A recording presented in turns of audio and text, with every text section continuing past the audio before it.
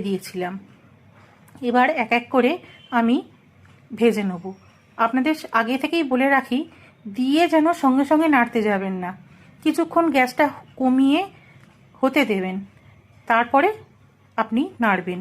আমি এক একটা ব্যাচিতে 7খানা করে কোফতা ভেজে নিয়েছি। আমি জাস্ট একটু প্যাসেজের জন্য হালকা হাতে নাড়িয়ে দিলাম, তাও খুন্তিতে আমার লেগে যাচ্ছে। আপনারা কিন্তু খুব সাবধানে করবেন, নাহলে কোফতা ভেঙে যেতে পারে।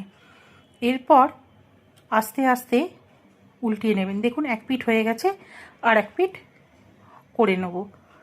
খুব সাবধান হাতে করে নেবেন। আর গ্যাসের ফ্লেম এই সময় হাই থেকে লোয়ের মাঝখানে মিডিয়ামে থাকবে। দেখুন কি সুন্দর লাল লাল করে এক পিঠগুলো হয়ে যাচ্ছে, আর এক পিঠগুলো লাল লাল করে ভেজে আমি কোফতাগুলো ভেজে তুলে রাখবো। এইভাবে কোফতাগুলো ভেজে আপনি ফ্রিজে রেখে দিতে পারেন কন্টেনার করে। হ্যাঁ, অবশ্যই ডিপ ফ্রিজে রাখবেন, এটা থাকবে অনেক দিন। পরে যখন করবেন তখন আবার আপনি গ্রেভিটা করে নিয়ে তৈরি করে খেতে পারেন। জানেন তো, এটা ভাজা অবস্থাতেও খুব সুন্দর খেতে লাগে। দেখুন এক এক করে আমার হয়ে গেল ফার্স্ট ব্যাচের ভাজা। আমি এইভাবে সেকেন্ড খেপে ভাজা শুরু করে দিয়েছি। আমি 3 খেপে ভেজেছি। এক একটা খেপে আমি 7খানা করে কোপ্তার বল দিয়ে ভেজেছি। এই যে চামচে করে করে তেল দিয়ে ওপরে দিয়ে দিলে খুব তাড়াতাড়ি হয়ে যাচ্ছে এবং উল্টাতেও সুবিধে হচ্ছে। পারলে আপনারা এইভাবেই ভেজে নেবেন। আমার হয়ে গেল ভাজা। এটা আমার 3 শেষ খেপের ভাজা। এই দেখুন কোফতাগুলো আমার ভাজা হয়ে গেছে। এবার চলুন গ্রেভিটা বানাই।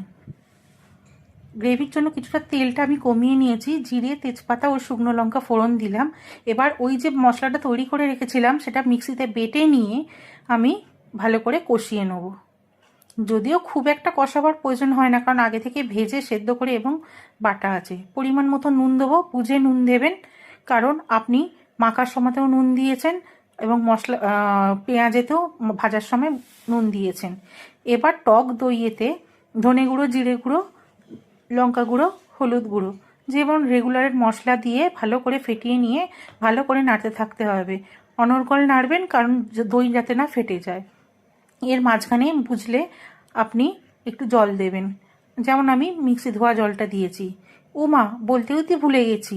এবার দেখুন আমি দিয়ে দিলাম শাহি গরম মশলা, একটু চিনি আর কসুরি মেথি। এবার দিয়ে ভালো করে নাড়িয়ে নেব। পরিমাণ মতন জল ঢেলে দেবো, দিয়ে ভালো করে ফুটিয়ে নেব।